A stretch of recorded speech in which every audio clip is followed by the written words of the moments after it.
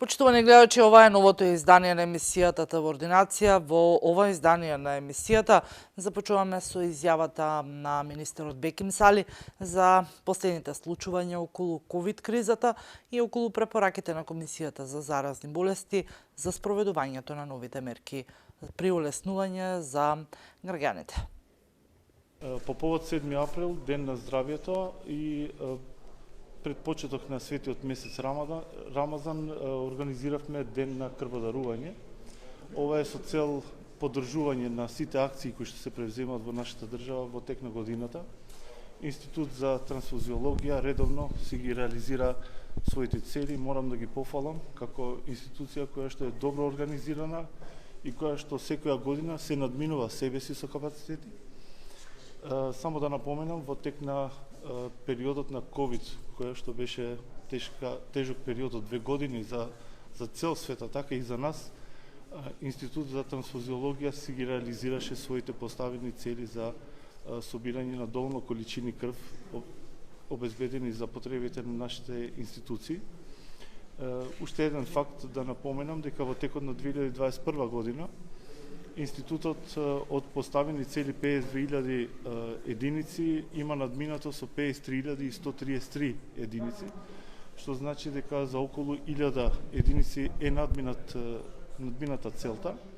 Воедно ја користам оваа можност да ги заблагодарам 20 директори кои што напорно работат за реализација на сето ова и нивните екипи се подразбира, а секако и Црвен крст кој што е близок партнер на Институт за трансфузиологија. Дарувањето е највисок чин на алтруизам и тоа е чест само на здравите луѓе и посакувам по повод денот на здравјето посакувам сите да имаме здравје и да имаме можност за крводарување. Уште од самиот почеток кога примав оваа функција, секој ден посакувам да биде дента кога ќе кажеме од денес нема рестриктивни мерки. Значи тоа е желбата. Не ни го вели тоа. Доколку ние секој ден имаме ново заразени по 300 жители од оваа држава, тоа значи дека вирусот се уште постои и ја чека најмалата можност да се развива, а потоа знаете, при почеток на развивање ни одзема недела до 2 да можеме да стопираме нешто. За жал се уште сме на тие мерки. Гледате, при секоја седница на Комисијата за заразни болести ние нешто олеснуваме, меѓутоа не можеме се одеднаш да олесниме. Што би било следно олеснување? Тоа ќе одлучи Комисијата за заразни болести. Таму има дебата, искрено јас дадов еден предлог кај нив, еве јавно ќе го кажам. На една од седниците да ве поканиме и вас да видите како се дебатира внатре во комисијата. Верувајте, толку е кристално јасна ситуацијата, јасна е сликата за епидемиолошката состојба, што и вие ќе добиете информации точни и навремени што, кога и како треба се одлучува. Има одзив и јас сум среќен за тоа што во секој пункт добиваме нови кандидати за вакцинација и за прв пат и втор пат и бустер доза.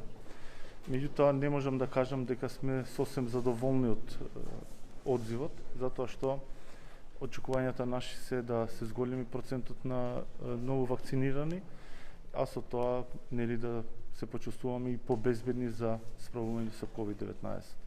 Колку е зголемен тој одзив? Колку имаме вакцинирано? Процентуално се уште не е завршена акцијата за да кажеме колку проценти е зголемен, меѓутоа минимално е. Минимално е.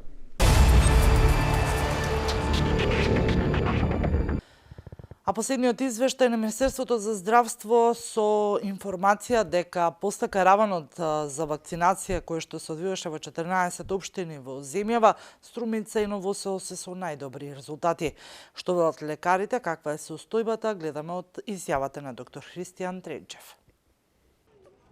Заврши караванот за вакцинација според податоците на Министерството за здравство. Здравствениот дом од Струмица со најголем број аплицирани вакцини против COVID-19.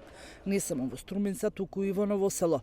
Доктор Христијан Тренов дециден дека единствениот начин за поттикнување на населението е да ги прифати вакцините, кои агресивно објаснуваат ефикасноста, безбедноста и придобивките од нив.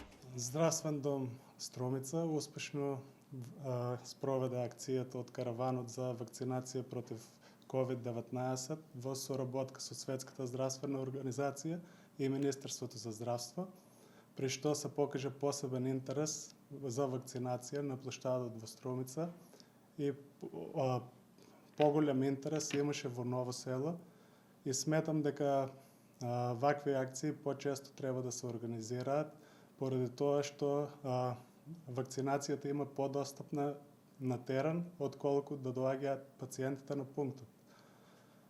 Вакцинацијата представува единствен начин и најбезбеден начин за стекнување на колективен имунитет, се со цел да се спречат тешки клинички форми на болеста, како и летален исход.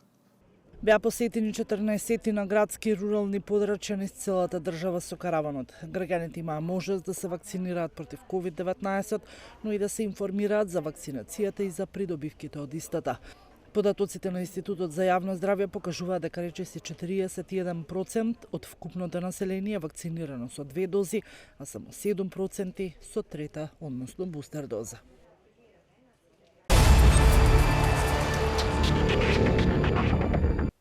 По донесувањето на одлуката за деинституционализација на установите каде што се сместени лицата со попречености и нивното сместување во мали групни домови, ја следиме деинституционализацијата и ставовите од Министерството за труд и социјална политика. Од над 400 лица помалку од 200 се останати во резиденцијалните установи во земјава Демеркапија и Заводот во Банско. Се очекува до крајот на 2024 година сите штетеници да бидат сместени во стамбени единици. Развивањето на социјални услуги на локално ниво е еден од клучните предизвици за успешна деинституционализација. Се формираат капацитети за прифаќање и изгрижување на лицата сместени во институциите како малите групни домови или да се воспостават служби за живење со поддршка во заедница. Крајот на 2024 година е предвидено да нема ниту едно лице сместено во овие гломазни институции. Министерката Тренчевска потенцира за фактот што во земјава нема дете под 18 години што не е извадено од конвенционалната институција. Имено една година пред предвидениот рок преку процесот на деинституционализација, сите деца се извадени од сиропиталиштата и се згрижени во мали групни домови или згрижувачки семејства. Ако ги гледаме од денешна перспектива, навистина гледаме дека гледаме среќни лица, гледаме лица кои што се слободни и располагаат со своето време, сами одлучуваат што ќе прават, сами одлучуваат како ќе се дружат.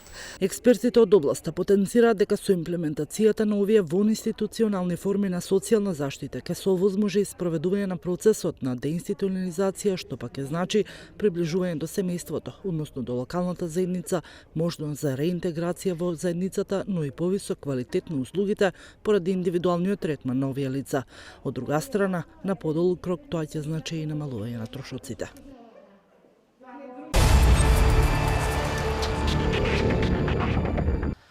И последна информација во ова издание на емисијата е посветена за децата со аутизам, односно Светскиот ден за аутизам. Како помина во Струмица, гледаме во следните неколку минути.